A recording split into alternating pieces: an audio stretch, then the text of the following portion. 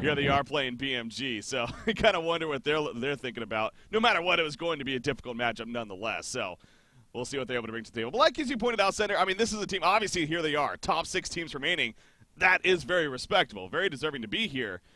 No doubt they got a tough challenge, though. Do you think there is hope for Sweet Like Ice, Sender? I mean, there's always hope.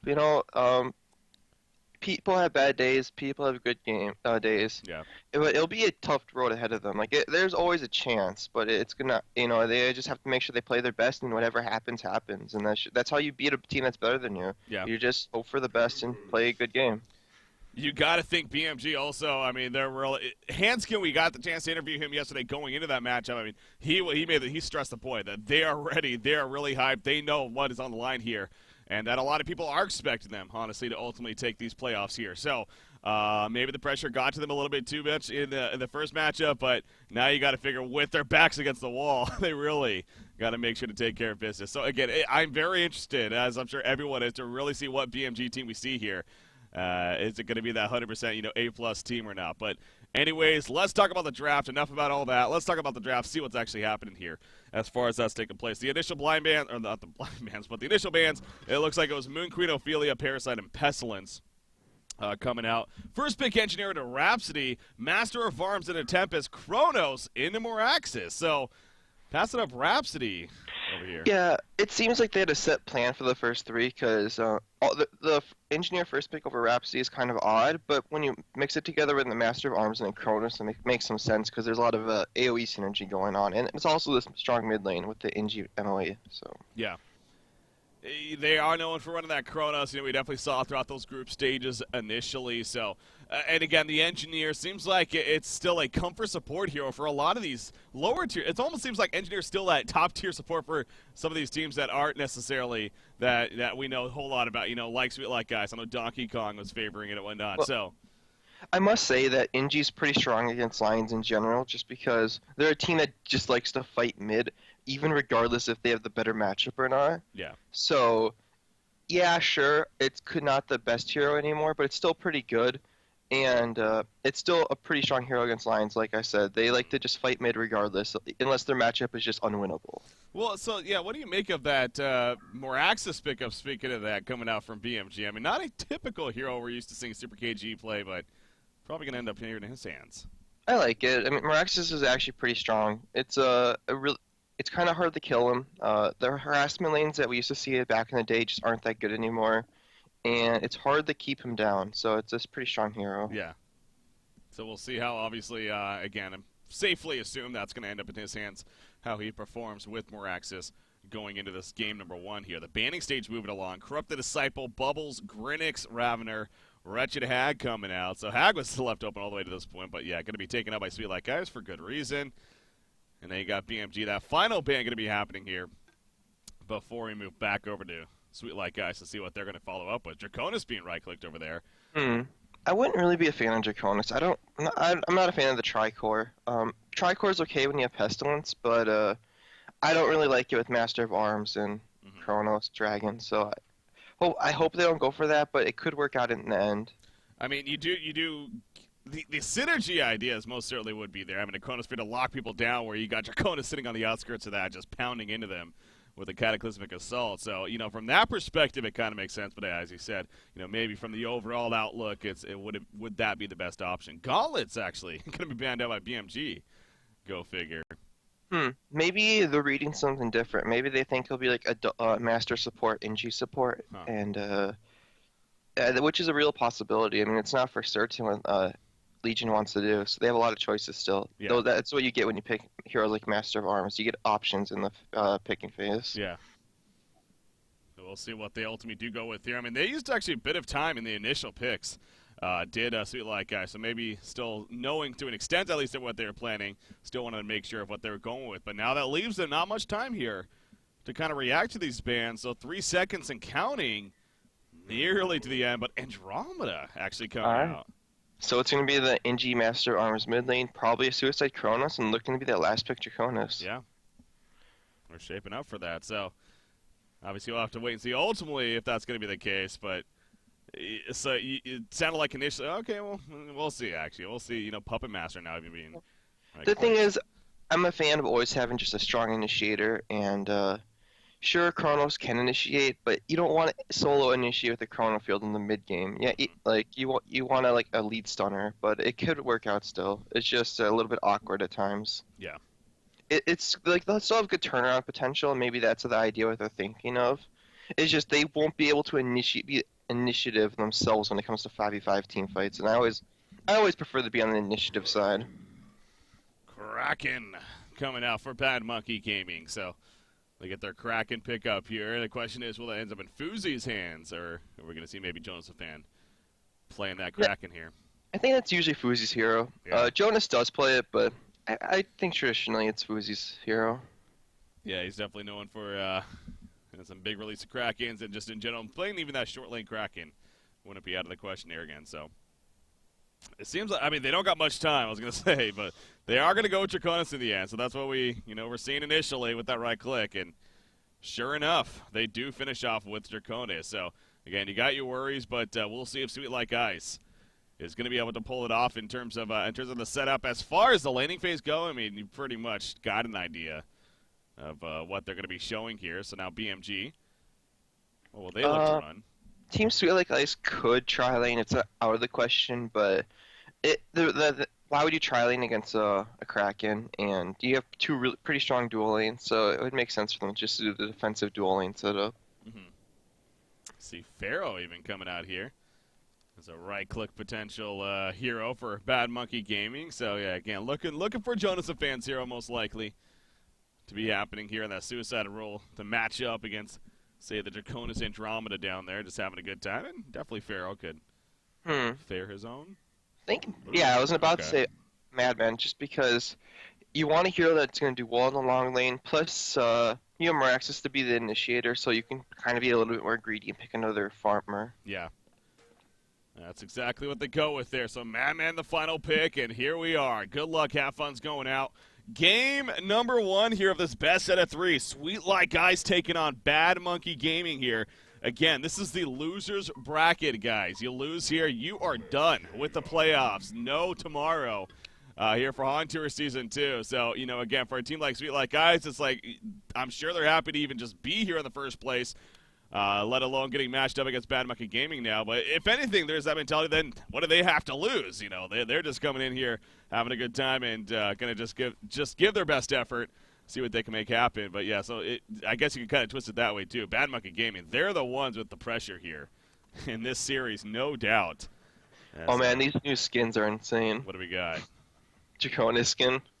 Oh, is he using that? Oh, wow. That's the Sphinx, I think. Let's see, are they warding or are they tri-laning? I don't see any counter wards. I think Kronos has ward on him. Kronos is pooled, so let's see, where's he going? Yeah. I don't know, this still doesn't really tell anything. Maybe they just, they have one ward, so this is all it tells is they want to secure the pool, I think. They just want to make sure this is blocked. So it could be the Suicide Kronos, it could be the aggressive tri-lane. There's really no big tells right now. So all 5 of them going to be coming in here. Obviously, the number's well in favor of Sweet Like Ice here. So BMG, if anything, just kind of scouting it out and seeing where, if anything, they're going to be placing war. So Tempest, he has that 400-plus gold saved up. He'll most likely look to invest in a Rev Fort here earlier on if he feels necessary. But actually, Chrono's not placing the war to sight. It's almost as if they wanted to make them think that was going to be the case, but not going to go elsewhere. Maybe they want to bait out counter wards and an upgraded career on Tempest. They do block one camp, and okay. Yeah, blocking one camp isn't too bad because what it makes Tempest do is it makes him spend 400 gold to counter one ward. So there is a point to doing it. Yeah. Now, again, speaking of BMG, I really quickly want to take us back to the series against External Esports. There's been some discussion, as understandably, about the loss there for BMG and people passing around ideas of what went wrong for them ultimately. I mean, do you think players individually may not have been at their top performance, or? Oof. I don't really think it was that. I just think they just couldn't make it happen. Honestly, Yeah. I think with Game 1 was a little bit of a nail biter, and it was pretty close for a long time. but it was just X denial. They just got to a point with their lineup that they didn't fall too far behind in the early game, and they pretty much just steamrolled. And then in game 2, it was just they had a better draft. Yeah. So that game was pretty smashy. Yeah.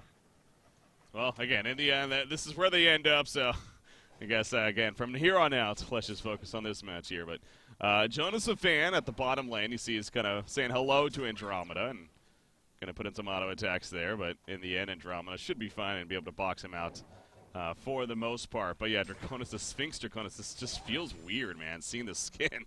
It's like, oh, like, blocky and not like your typical dragon. Anyways, expect him to, of course, have a great time down here. You see Madman's going to even take a comment stun, but just baiting out harassment, if anything. Kind of keeping them occupied. Middle matchup, though. Engineer Master of Arms versus Moraxis Rhapsody. So, your classic case of double range versus a powerful dual stun lane. Do you see it going either way here? MOA NG definitely has a lot of harass potential. Minimal kill potential. If they get ganked by Tempest, they could fall pretty far behind just because a melee range usually does farm a little bit better due to Hatchet, as long as the melee hero is keeping up with health. And Maraxis usually does, just because he has access to last hit at range if need be. He has a lot of health. He has the W, which is good against charge shot, and so I think it could go either way, but a slight edge to the double range lane. Yeah. I mean, so far, you look at the creep farm, 10-1 Moraxis versus a 10-3 Master of Arms. So, as far as creep farm here, definitely back and forth. Pretty even spread between the two. Vote to pause coming out here. A couple of things wanted to say. Fitspell, that is Archie Tiger. I know people bringing that up every now and then, so just get that out of the way. It's more known as Archie Tiger, so just point that out. But then also Tempest, he did actually rev ward that ward aside that was blocking this middle camp here and was able to take care of it real quickly. Before the, I think he got it before the minute spawn, not the 30-second spawn though. So, got business taken care of there. Rhapsody was heading bottom in the meantime, but is going to head back towards mid. It looks like has an Invis rune currently activated. We'll see if the classic Invis rune at 2 minutes could possibly set up some kind of kill right here or not. But yeah, didn't want to go all the way to the bottom lane. There's a rev ward down here as well, so could have been pretty risky. Karnas is doing pretty solid top. He's even with Fuzi. Fuzi does have 2 more denies, but that's kind of They're they're pretty much in the same spot. Yeah. Yeah, I mean, Kraken definitely a tough melee versus melee 1v1 hero to go up against too. So, well, say he's doing pretty good at Kronos. Kronos is pretty strong himself. The Curse of Ages is a pretty strong ability in itself. Really pretty good harassment tool. Yeah. Making use of it there. So, again, guys, here for today, as I keep reiterating for good reason, because, again, we're covering every single match here in these playoffs. That's the way the schedule was set up. So, as a result of that, the other losers bracket round 1 matchup between Reason Gaming and Willowkeeper, it's, again, going to be happening after this match. Now, as far as when that's going to be happening, the initial time was, as usual, scheduled for 3 p.m. Eastern, 2100 Central European time, but there is a chance that, depending on this series goes, if it ends a little earlier maybe, that one could step up shortly after the series ends. But again, we'll get to that eventually if that even has to be the case as far as ending earlier or not. But, all right, here we are. Back to game number 1, though, as we're going to come into pause. Look at Rhapsody. She is actually going bottom here, so. I don't really see Andro dying here. Like, Rhapsody's been gone mid for a really long time. Yeah. You should expect this, and he's wasting a lot of time, though Meraxis is still getting some pretty decent farm middle, so it's not really hurting them too much. Yeah. And especially if they get they're not going to kill him, yeah. Yeah, you got to give credit to definitely Fitspell there again, because as you said, it's really just presence of mind, if anything. Knows something's just not right with the Rhapsody missing, and in the end, going to be more than fine. Draconis was easily able to just farm in the bottom lane while that was all happening, so yeah, it's farm all across the board. It seems like everyone's having a pretty good time, honestly. At least the heroes that you would expect to be having a good time here on either side. So I think everyone in the game has pretty solid farm. Yeah. Honestly, it's pretty hard to shut down a Madman, and even in a 2v1 situation. Mm-hmm. And then everyone else is farming pretty solid in the game, so yeah, just as expected. Cracking a little bit of pressure at the top lane, but nothing a little life tube can do in terms of regen, and is of course going to be more than fine in the end, but definitely Kronos still using that Curse of Ages, as you were pointing out earlier, to his benefit here, and making the harassment successful. But Tempest also, yeah, Hanskin, especially with countering that initial block there. I mean, he is having a great time in the jungles to start. Around 275 gold per minute, just about 4 minutes in. Very good start for him. He's level 4 on top of that, so get the level 6 mark around 5 minutes perhaps, and we'll see where he goes from there. But a possible gank attempt at the top lane would be out of the question. Madman's coming in middle. Yeah? Maybe? No. No. He was thinking about it, and then he's like, oh, mid's pretty pushed in. Let's not. They're playing pretty safe. So. Heading back bottom. Go on the bottle for the suicide lane. You like that on Madman? Yeah, for sure. It's good on Madman. You need mana to be active early on to stay in lane. So that makes sense. Imagine if bottle fairing still existed. Fresh Pro might still be playing. Wait. Fresh Pro? I think you're forgetting the most important one. Who's that? Who am I forgetting? No Tail. Of course, No Tail. No, Fresh Pro Suicide Madman was pretty awesome. But yeah, No Tail definitely loved to abuse that for good reason. But you see at the bottom lane again, by the way, as I'm watching Madman, we'll talk about him getting some good amount of jungle creep kills there. He might be in some trouble. Oh, he disjoints the stun. That's got to be frustrating for Andromeda.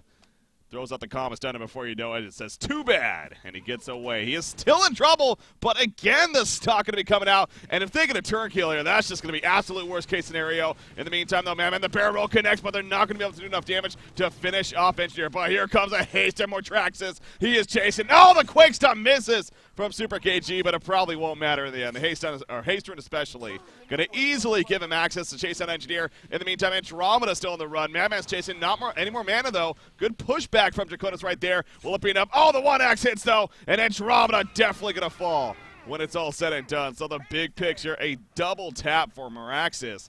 That all started with, of course, a Sweet Like Eyes trying to go for a kill on a Madman, and that just backfired.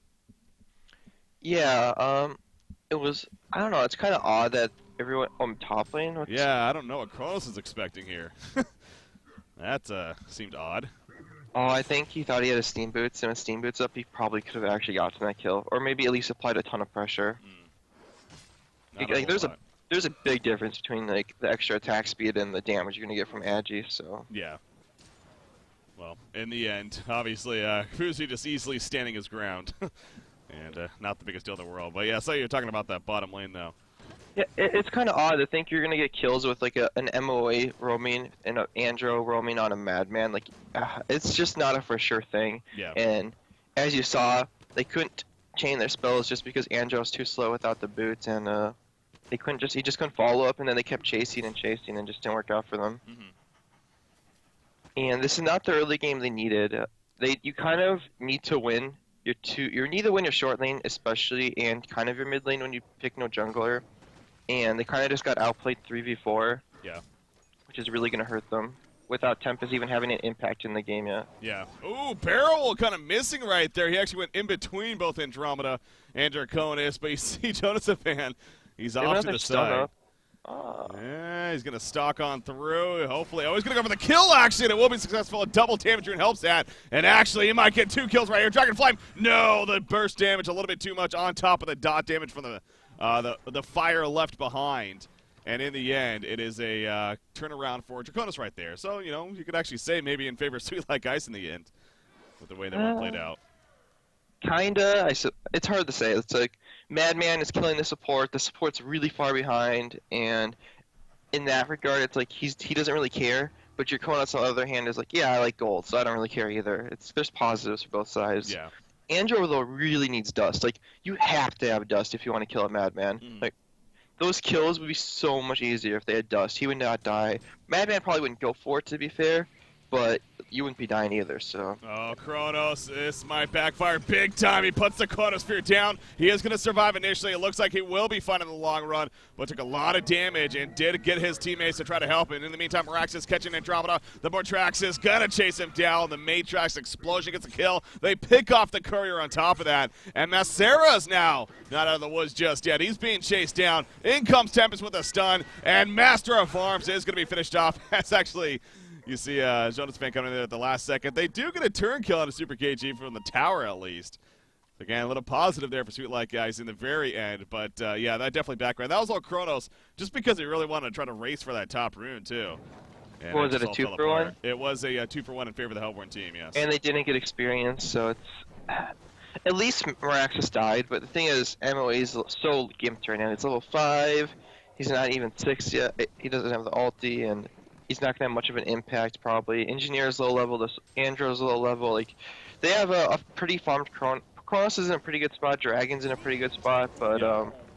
mid lane, though, Yeah, there's a little bit of back and forth action. You see the Comstock going to hit on the Madman. Will it be enough for the kill? Yes, it will. They did have a Rev 4 down, so still no dust, but this time it is able to set up a kill at least. As the bottom lane also denied from Kraken coming out as Draconis was pushing in the bottom tower. So I was going to say at least he is just free farming while that was kind of happening still, but now that deny on the tower also, that does even take back a little bit from what they were going to accomplish right there. So you see he's at 350 gold per minute. Kronos at about 260. Master of Arms 260 himself. You mentioned he's not really taking off like they wanted him to, definitely. So going to be an impact there. I think I'd like to see Sweet Lake Ice get level 6 on Inji soon, and then hopefully force a fight before Miraxis has Blink Dagger, because Miraxis is one of those heroes that isn't, like, he doesn't really do his role if he's not having a Blink Dagger, because his stun is a little bit awkward to land. He's not Pestilence where he has the flight to get him into the fights. Yeah. So they should abuse that while they can, but they need the Inji field first before they can take that fight. Yeah. So you see there's a little bit of support coming actually to the bottom side for Draconis. In fact, Andromeda going to get that lane ward down.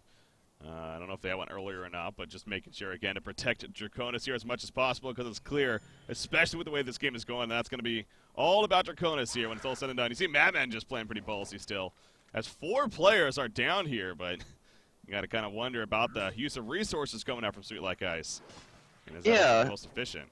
Sweet Lake Ice really is he gonna die on Draconis? Oh, jeez. Oh, he just joined the comments done. No, this Andromeda's not having a good time. Nice defensive master's call in the last second, though. They might get a turn kill, and they will. So, again, kind of a, well, at least they baited him to death right there, and actually Draconis lived, so still, that actually worked out fairly well for Sweet Like Ice, but... Actually, Legion's been doing a pretty good job of stacking the left 2 hard camps. I was about to criticize them for not stacking Ancients and farming those, but maybe the reasoning is we're behind. We can't really defend the Ancients. Yeah. Where we can defend our jungle camps pretty safely, so we'll just take the safe farm instead of the risky farm. Yeah, he's doing that with Engineer currently, and cleaning those up as soon as possible. So yeah, Melly's making the best use of the resources in that sense right there. But Kraken, Helm and the Black Legion just delivered to him, and already has those steam boots. So again, his farm excelling pretty well. That Portakey on more axis is getting up here, 1,500 gold, or 150 gold, excuse me, away from picking it up. And then, of course, you got Tempest. Tempest is having his good time. As he delivered something else. As a Ring of Sorcerer boots, I figured he would have something else. I think he would have like an Astrolab base. Yeah. That's kind of odd. He's farming pretty solid. Like he should have more than this. I want to say he has an Astrolab base, and the boots is like something he bought like 5 minutes ago. I think the courier, I think he thought the courier had something extra on it. Okay, it's actually Portal Key for that's Super KGs. Okay, he's just going back to base right here. So I'm calling Astrolab. It's probably not. It's probably a safe bet. There you go. Yeah. Yeah, it is going to be the Astrolabe. So Portal Key on Miraxis, Astrolabe on Tempest. TP top. Yep. Yeah, he's in TP top. More than likely. This is that Lions let's group up and push now. Yeah, look to team fight perhaps. They have pretty much all their core items. They have Portal Key, they got Helm, they got Astrolabe. Madman's got most of his core. He doesn't have Steam Boots because he's died a bit, but he's got his power supply in his bottle, so he's okay. Yeah. Middle lane, we see the vulnerability coming out. It's not going to be enough to deny the tower, though. They get the tower kill, but will it come at a cost? Here they get it again. There's the Portal Key. The release of Kraken catches both Master of Arms and Draconis. Down goes the Dragon or whatever it is, the Sphinx even. And now Master of Arms on the run. Nice wall from Andromeda. Big Chronosphere right there. Very defensive Chronosphere. Will save the rest of them, but... Oh, or will it actually? Miraxis still wants more bloody stuns at Master of Arms, but he's going for Andromeda actually, and this should be successful. Yes, Kraken gets to go right there. More support coming in. Master of Arms in trouble. Draconis doesn't have enough for a buyback, but he ain't doing it at this point, especially with the little impact that he probably would have, honestly. Engineer being chased into the pace, as Jonas the Fan being his typical self of really diving. In fact, he goes back in, he gets the kill, and he's going to dodge away. Oh, that hurts. That's a stinger at the very end there. Yeah, Legion, they kind of disengaged as they were split. Like, Kronos was on the right side, so he couldn't counter-initiate with the Chrono Field. Andrew had a late swap, and Usually a double initiation like that just shouldn't work because you have the swap and the red buff and the counter initiation from Kronos, but unfortunately they just weren't 5. 9,200 goldie now for Bad Monkey Gaming, 7,600 experience lead. Yeah, it's just things are not going as planned here for Sweet Like Guys. I mean, Draconis, he's got that sustainer. The Nullstone route is on its way, but you know that's again your classic case of, well, he will have the farming item then. You know, then he'll need the Shrunken Head really on top of that to have a much more of an impact. And even with that, I mean, you look at the abilities here on the Hellborn side, a Tempest Ultimate for 1, on top of even a Release of Kraken, still can cause issues with that Shrunken Head pickup. So, not going to be an easy climb here for Sweet Like Guys, to say the least, in terms of their comeback potential. But a big Chronosphere on top of maybe a Cataclysmic Assault, and you could get some good damage in there. So, it is still possible, definitely. Yeah, at this point, Sweet Like Ice is probably just going to have to go for the long game. Not take fights, hope to God they can just win the base fight, get farm and Draconis in. Just if they get like 3 items on Draconis, always hope. That hero is pretty powerful. Oh, excuse me there. Yeah, I mean, the Dragon is the reason that it's picked up. And it is interesting, too, because we have been seeing more of the Draconis lately. Not even only on these other teams, but even Haxrin's played it once or twice recently for Team NK. And do you find a specific reason as to why we're seeing him again? Or is it just one of those cases of, you know what, one team picks him up, other team's like, you know what, yeah, he is still pretty good. And then we just start seeing him again. Draconis is pretty strong with heroes like Kronos. The other day we saw him because of partly due to that, and really the big side effect of the hero is you need to farm 3 core items, and then you're pretty much just good to go. Yeah. But he does have a lot of strength to him. He is a really dangerous carry if he can get those 3 items up. Yeah, there's no doubt on that. So apparently, I'm not really the best of Swedish, but it looks like it has something to do with lag, as far as what they're talking about there, and some animation lag and whatnot. So another quick pause right here, and then as soon as Sweet Like Ice is good to go, we should be ready. But it looks like both teams, if anything, kind of experiencing a little bit of that issues. Again, that's part of what you got to deal with, unfortunately, sometimes. And let's give it a pause, hopefully refresh it and move on from there. So again, game number 1 here, 14.5 minutes in right now. Obviously, Bad Monkey Gaming in a very, very good spot. Portal Key already picked up on Kraken, too.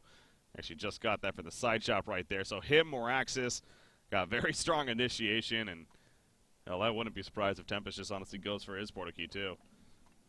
Next, you get a Ready and then a BRB. Okay, it looks like they're good. All right, so you see the 3 players here in the jungle for Sweet Like Ice, Engineer, Andromeda, and Master. Kind of a gank squad coming out right here, seeing if they can maybe get something or try to defend the bottom lane, perhaps, because as you can see, BMG, this is where they group up bottom and go to push the bottom lane, apparently. That's Moraxis. Oh, Engineer? Uh-oh. They should initiate on Moraxis. They should take this.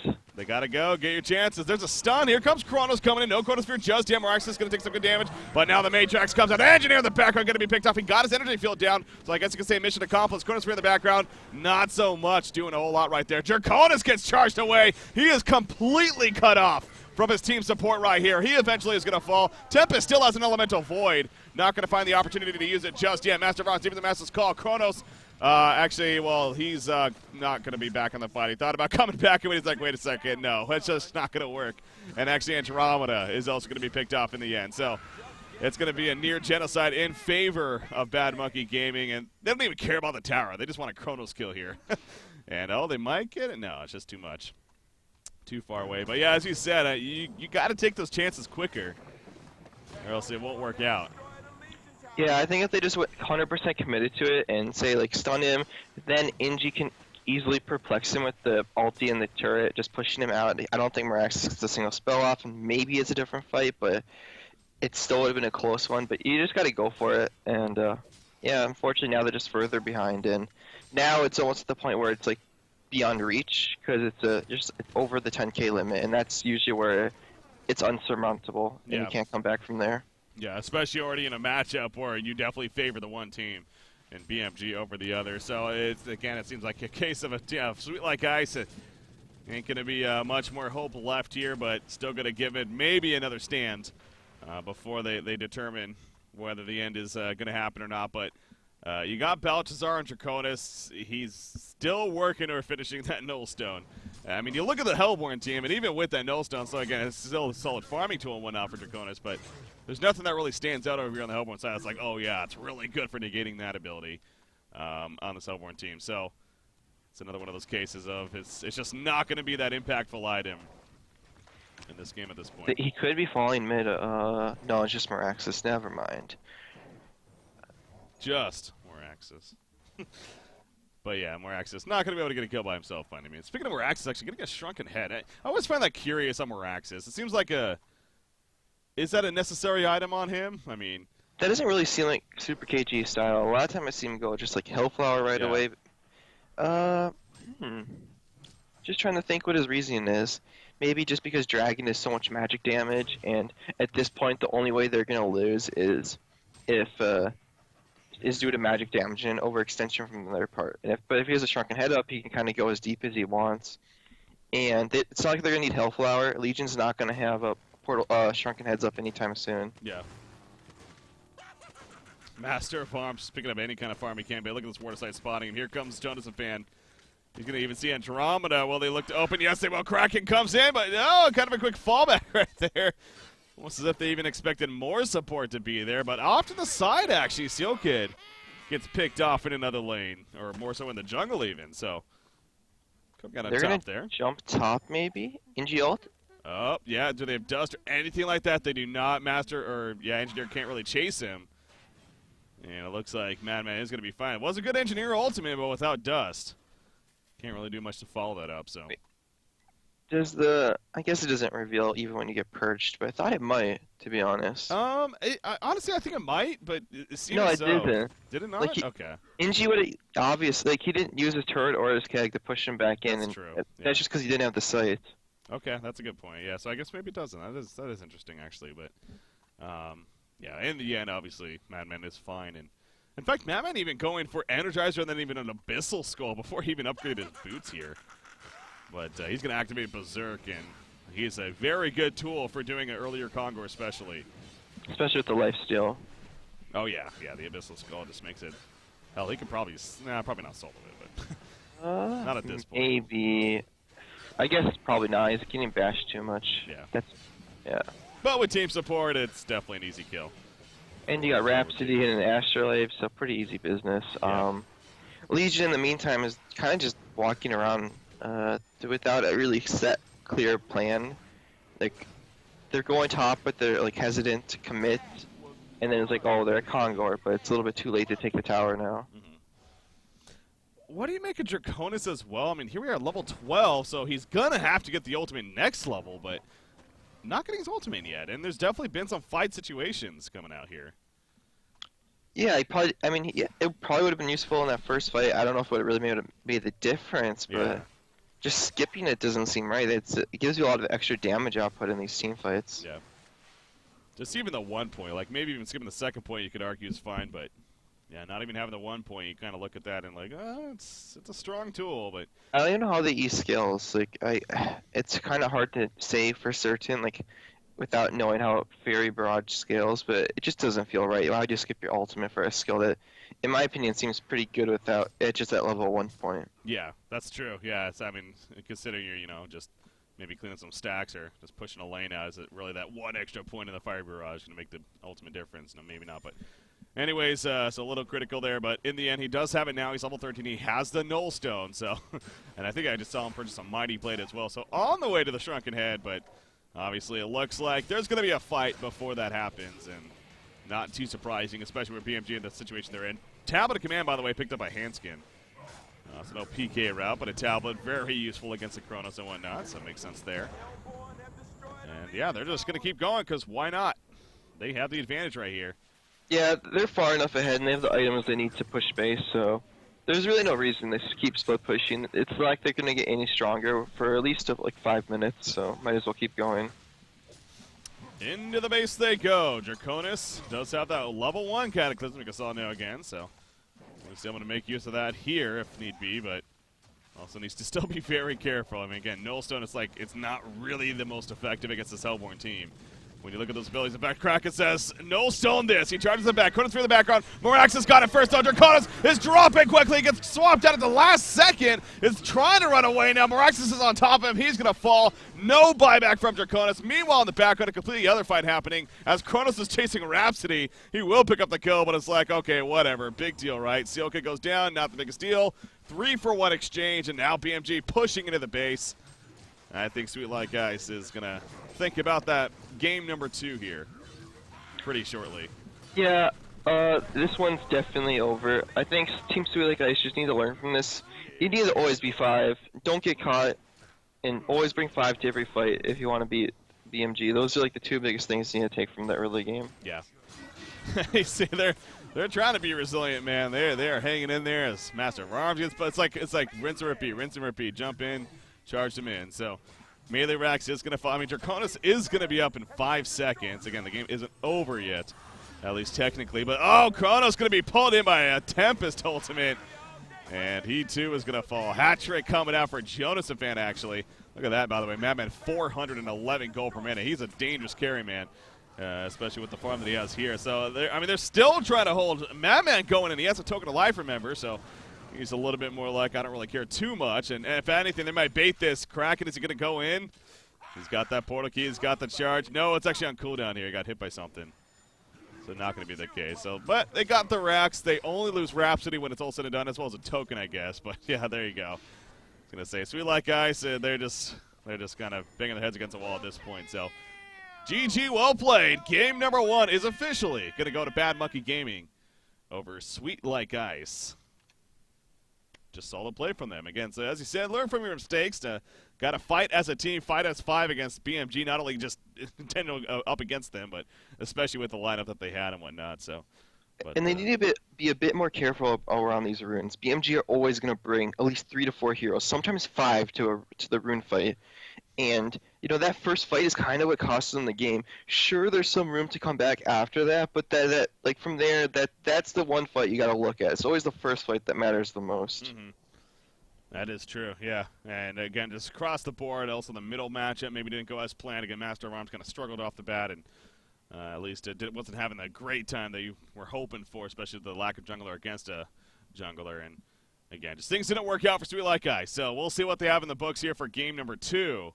When it comes to their plan, but there's only so much you can strategize and plan. I mean, when it simply comes down to the fact that BMG, no doubt, the more experienced team, and you know, you could definitely safely argue the more skilled team even. But Sweet Like Guys, they're going to give it their effort. We'll see what they're able to bring to the table here, and who knows, maybe some catch-off strategy, and all of a sudden we're going to a game number 3. Well, we'll just have to wait and see. We'll have to wait and see here. The HoN Tour Season 2 playoffs continue, ladies and gentlemen, with the losers bracket. Bad Monkey Gaming up 1-0 so far over Sweet Like Ice. Can Sweet Like Ice pull an upset here?